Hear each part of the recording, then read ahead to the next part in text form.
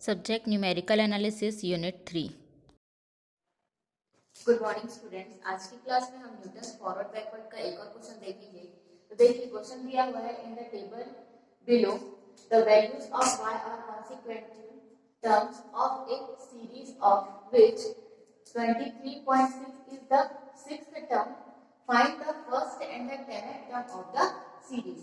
ठीक है, यहाँ पे ये बोल रहा है कि आपको x और x के अकॉर्डिंग जो है y की वैल्यू क्रमशः ये लगातार दी हुई है, जहाँ पे जो 23.6 है वो क्या कर रहा है आपका सिक्स्थ टर्म है। ठीक है, मतलब ये वाला, ठीक, ये सिक्स्थ टर्म है। और आगे आपको बोल रहा है क्वेश्चन में कि find the first and the last term of the series, मतलब फर्स्ट टर्म और लास्ट टर्म। अगर ये आपका सिक्स्थ टर्म है तो फर्स्ट टर्म मतलब पहला और टेंथ टर्म मतलब 9 के बाद 10। ठीक है, तो पहला क्वेश्चन क्या हुआ, 1 के लिए फाइंड करना, दूसरा क्वेश्चन किसके लिए फाइंड करना है आपको, 10 के लिए। आया समझ में? तो ये दो वैल्यू के लिए आपको y की वैल्यू क्या करना पड़ेगा, फाइंड करना पड़ेगा। ठीक है, तो अब देखिए यहाँ पे मैंने इसका डिफरेंस टेबल बना लिया है। डिफरेंस टेबल कैसे बनाते हैं बराबर मैं आप लोगों को रिपीट कर देती हूँ। जो x का वैल्यू दिया होता है उसको लिखना है, उसके अकॉर्डिंग जो y की वैल्यू होती है उसको लिखना है। ठीक है, उसके बाद आपको करना क्या है कि y की नीचे वाली वैल्यू को ऊपर वाली वैल्यू से माइनस करना है, फिर इसको इससे माइनस करेंगे, उसका जो आंसर आएगा वो यहाँ पे लिखेंगे, फिर इसको इससे माइनस करेंगे तो जो आएगा यहाँ पे लिखेंगे, फिर इसको इससे माइनस करेंगे जो आएगा यहाँ पे लिखेंगे, फिर नीचे वाली वैल्यू को इस ऊपर वाली वैल्यू से माइनस करेंगे जो आएगा यहाँ पे लिखेंगे, फिर लास्ट में ये लास्ट वाली वैल्यू को उसके ऊपर वाली वैल्यू से माइनस करेंगे तो जो आएगा वो लिखेंगे। ठीक है, ऐसे प्रोसीजर आपको इसमें और इसमें यहाँ तक आपको अप्लाई करना है। ठीक है, अब हम यहाँ पे देख सकते हैं del y की पावर 4 del की पावर 4y सॉरी del की पावर 4y यहाँ पे क्या हो गया आपका 0 0 0। ठीक है, तो मतलब आपको फॉर्मूले में इसको लेने की जरूरत नहीं है।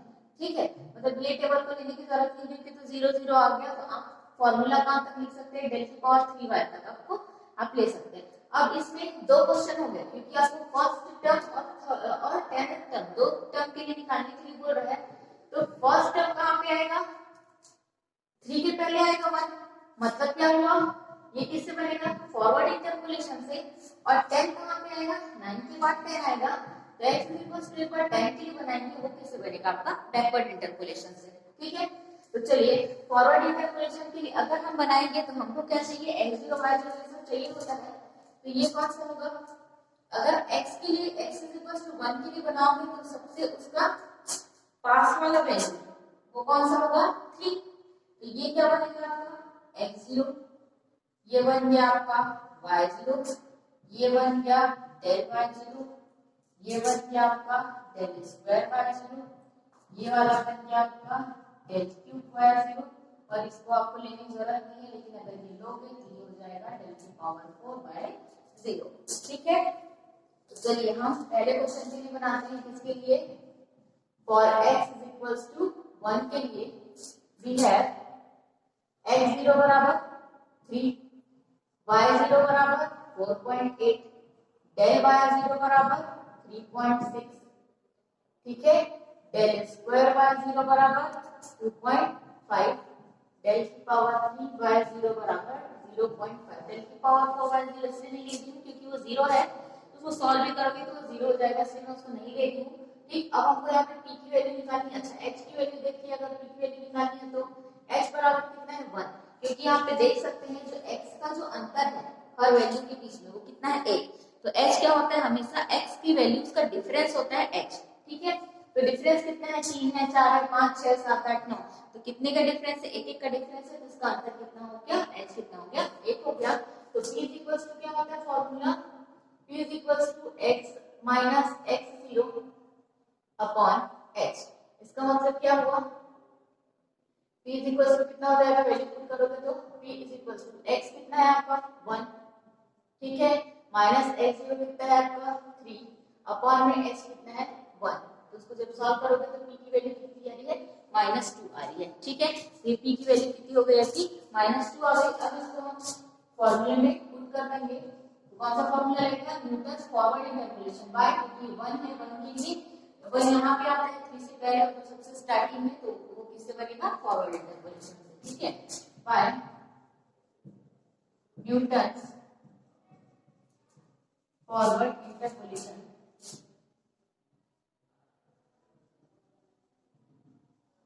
ठीक है, फॉर्मूला क्या होता है, y बराबर y0 plus p del y0 plus p minus 1 upon 2 का factorial del square y0 plus p minus 1 p minus 2 upon 3 का फैक्टोरियल डेल क्यूब y0।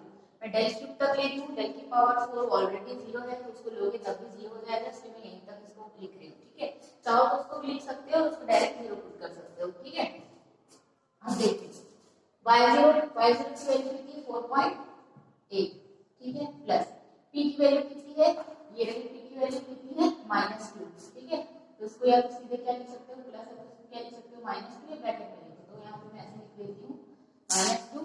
ठीक है, डेल y0 की वैल्यू है p के साथ p इंटू में तो कितना हो जाएगा 3.6 प्लस फिर से p की वैल्यू कितनी है -2, फिर p माइनस 1 लिखा है तो -2 माइनस 1 अपॉन 2 का फैक्टोरियल मतलब 2 into 1 डेल स्क्वायर y0 जो कि कितना है into 2.5 प्लस अगला स्टेप p -2 p माइनस 1 मतलब -2 माइनस 1 और p माइनस 2 मतलब -2 माइनस 2। ठीक है, उसके बाद आपका क्या आ जाएगा डेल की पावर 3 y0, इसकी वैल्यू कितना है 0.5 into 0.5। ठीक है, इस पूरे के ऊपर में क्या है 3 का फैक्टोरियल, 3 का फैक्टोरियल मतलब 3 into 2 into 1 हो गया यहाँ तक। अब देखिए 4.8 प्लस और माइनस क्या हो जाएगा -2। अच्छा, इन दोनों को क्या करोगे आप, दोनों को यहाँ पे क्या करना है इंटू करने के लिए कह रहा है।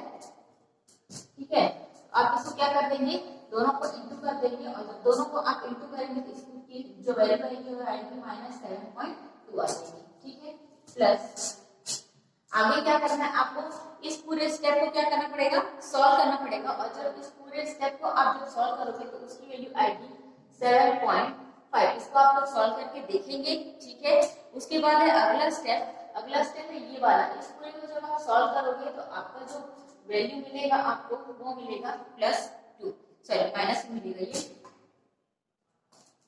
-2 मिलेगा। इसको आप पूरा सॉल्व करके देखेंगे। ठीक है, तो ये इसको हमने लिख दिया, इन दोनों का इंटू करके लिखा, इंटू करेंगे कितना आएगा 7 -7.2 आएगा। फिर इस पूरे टर्म को जब सॉल्व करोगे तो इसकी वैल्यू आएगी 7.5, आप कैलकुलेट करके देखेंगे। उसके बाद प्लस आगे ये वाला पूरा टर्म को जब सॉल्व करोगे इसकी वैल्यू आएगी -2, तो ये हो जाएगा -2। ठीक है, हो गया। अब इन सब को जब आप सॉल्व करोगे, ठीक है, अगले स्टेप में इनको जब पूरा जब सॉल्व करोगे तो इसका पूरे का जो कैलकुलेशन आएगा वो आएगा 3.1। इसका मतलब हमने किसका वैल्यू निकाला है, y के लिए निकाली है, किसके लिए, जब x = 1 तो यहाँ पे लिख देंगे y of 1। मतलब क्या हुआ, जब x की वैल्यू 1 थी तो y की वैल्यू कितनी आएगी, इसके लिए 3.1। ये आपका पहला आंसर हो गया। ठीक है, अब देखते हैं इसके लिए दूसरा आंसर, जब हम बैकवर्ड इंटरपोलेशन से बनाएंगे तब कैसा बनेगा। ठीक है, आप इसको पहले उतार लीजिए। देखिए अब हमको किसके लिए सॉल्व करना है, x = 1 के लिए सॉल्व किए तो उसका आंसर आ गया। अब हमको अगला टर्म कौन सा हो रहा है, tan x टर्म, मतलब x = 10 के लिए सॉल्व करना है।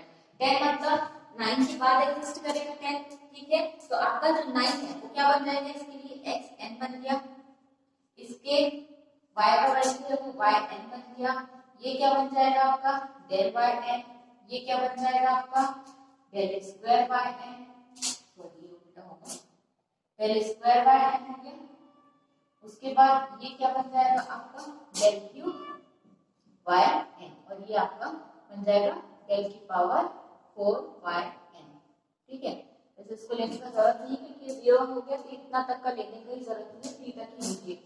ठीक है, तो चलिए दूसरा क्वेश्चन मैंने पहले आपको बताया क्या कैसे बनेगा बैकवर्ड इंटरपोलेशन से। क्यों, क्योंकि वो नीचे साइड आ रहा है। ठीक है, ऊपर साइड रहता है तो वो फॉरवर्ड से बनता है, नीचे साइड का कोई वैल्यू को फाइंड करने के लिए बोलते हैं तो बैकवर्ड इंटरपोलेशन से बनता है। तो चलिए देखते हैं बैकवर्ड इंटरपोलेशन के लिए कैसे बनेगा।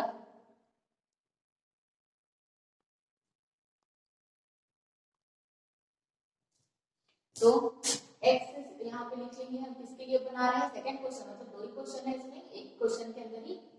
तो सेकंड क्या है आपका, फॉर x = 10, फॉर x = 10 के लिए अगर हम सॉल्व करते हैं तो yn सॉरी एक्स एन कितना हो जाएगा, एक्स एन कितना है आपका 9, वाई एन कितना होगा आपका 73.9, डेल वाई एन कितना होगा आपका 21.1।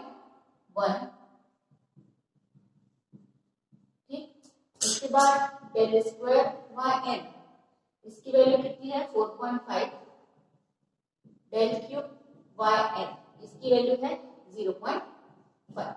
ठीक है, सारा वैल्यू हमने लिख दिया। अब यहाँ पे भी h की वैल्यू तो सेम रहेगी, h इज इक्वल टू 1, क्योंकि अंतर अभी भी कितना है 1 ही रहेगा, है ना। आगे देखेंगे, अब क्या करना है, इसमें आपको p का वैल्यू यहाँ पे फाइंड करना है। तो इसके लिए p का फॉर्मूला होता है x minus xn upon h। ठीक है, जहाँ पे xn की वैल्यू कितनी है, xn है 9 और x कितना है 10, तो 10 माइनस 9 अपॉन 1, तो कितना हो गया 1 अपॉन 1 मतलब 1। तो p की वैल्यू कितनी मिली आपको 1 मिलेगी। ठीक है, चलिए अब क्या करेंगे, फॉर्मूला लगा देते हैं, बाय न्यूटन्स बैकवर्ड इंटरपोलेशन।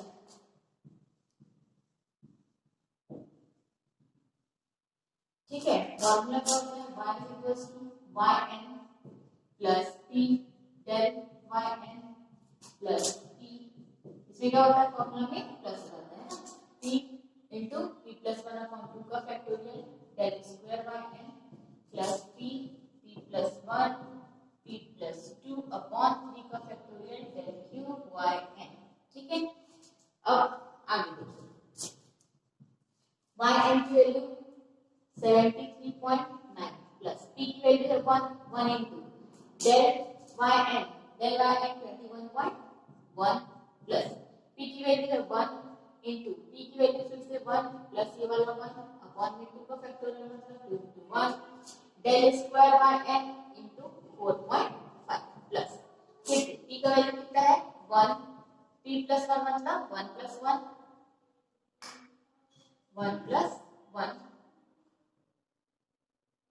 ठीक, उसके बाद है फिर p प्लस 2 मतलब 1 प्लस 2 अपॉन 3 का फैक्टोरियल मतलब 3 into 2 into 1 del cube yn into 0.5 ये वाला। ठीक है, यहाँ तक। अब इसको क्या करेंगे, सॉल्व कर लेंगे। इसको ये वाला टर्म एज इट इज लिख दीजिए। अगले टर्म में क्या करना है, बोल रहा है इन दोनों का मल्टीप्लाई करना है। मल्टीप्लाई करोगे 1 के साथ तो उतना ही आएगा 21.1 से आएगा। ठीक है, चाहो तो इसको पहले सिंपलीफाई कर लो, उसके बाद सॉल्व कर सकते हैं या कैलकुलेटर से डायरेक्ट सॉल्व कर सकते हैं। अगर इसको थोड़ा सा सिंपलीफाई करोगे तो क्या आएगा 1 प्लस 1 आपका क्या हो जाएगा 2 और इंटू 1 मतलब 2 ही रहेगा, तो ये क्या हो जाएगा 2 इंटू 2 अपॉन 2 ऐसा हो जाएगा। ये कैसा हो जाएगा 2 अपॉन 2 इंटू 1 मतलब 2 इंटू 4.5 प्लस इसको सॉल्व करोगे तो ये कितना हो जाएगा 1 प्लस 1 कितना हो गया 2, 2 1 और 2 कितना हो गया 3 हो गया, दोनों सब इंटू में और इंटू 1 करोगे तो उतना ही रहेगा। तो इसको सीधा क्या लिख सकते हो 2 और ये कितना हो गया 3 या तो इंटू करके लिख लो 6। ठीक है, अपॉन में 3 इंटू 2 और इंटू 0.5। अगर देखें तो ये दोनों यहाँ पर से 1 टाइम में कैंसिल हो रहा है और ये 2 से 2 कैंसिल हो रहा है और ये 3 से 3 कैंसिल हो रहा है। ठीक है, आगे देखिए तो अब क्या बचेगा, यहाँ पे बच रहा है 4.5 और यहाँ पे क्या बचेगा आपका 0.5 जो है वही बचेगा आप यहाँ पे। ठीक है, चलिए आगे देखते हैं। इसको उतार दीजिए 73.9 प्लस 21.1 प्लस अब यहाँ पे 1 इंटू 4.5 मतलब 4.5 आएगा प्लस यहाँ पर से सब कर दिया, कौन सा बचा 1 टाइम में सब कर दिया तो 1 इंटू 0.5। ठीक है, कितना आएगा 0.5। अब जब इस सब को आप ऐड करोगे, फिर सबको ऐड करना है, ये वाला क्या प्लस ये और प्लस ये, तो सबको जब ऐड करोगे तो इसका टोटल आ रहा है 100। तो ये किसके लिए निकाल रहे थे y ऑफ 10 के लिए, मतलब ये 10 के लिए निकाल रहे हैं। मतलब जब x की वैल्यू 10 है तो y की वैल्यू कितनी होगी, इसको कैलकुलेट करोगे तो इसका वैल्यू आएगा कितना 100। ठीक है, ये हो गया आपका सेकंड आंसर। इसी तरीके से आपको बनाना है न्यूटन का फॉरवर्ड इंटरपोलेशन और बैकवर्ड इंटरपोलेशन। ठीक है, समझ आया सबको? चलिए, कुछ भी प्रॉब्लम होगा तो मैसेज कर लेंगे। Thank you.